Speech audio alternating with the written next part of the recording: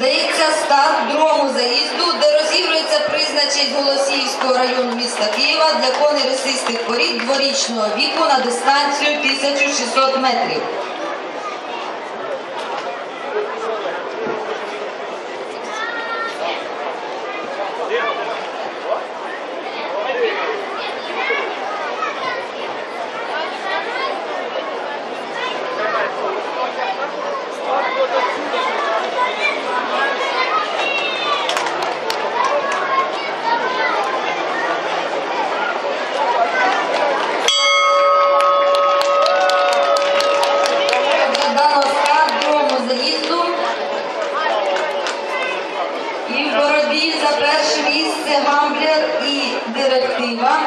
Це поки що дворічки, перший раз виступають на Київському іпподромі.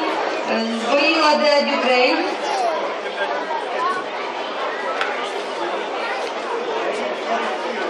Збоїла Директива, збоїв Гамблер.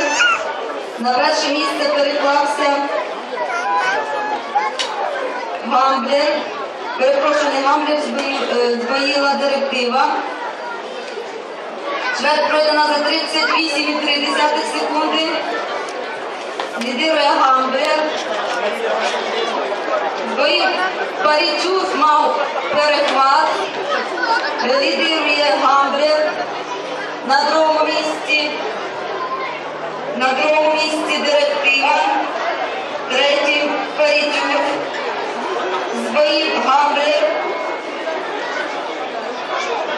Лідирує Гамблер, на другому місці Директива, третім Парічус, на четвертому місці Германії і п'ятий де Дюкрейн. Швед пройдена за 39,5 секунди.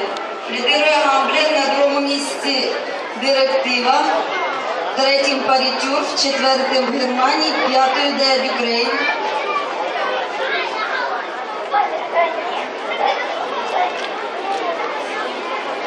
Лідирує Гамблер, вступає в боротьбу з ним Директива,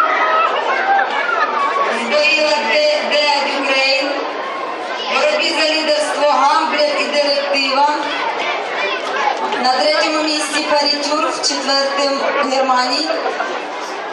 Швед пройдена за 39,7 секунди. Учасники виходять на фініш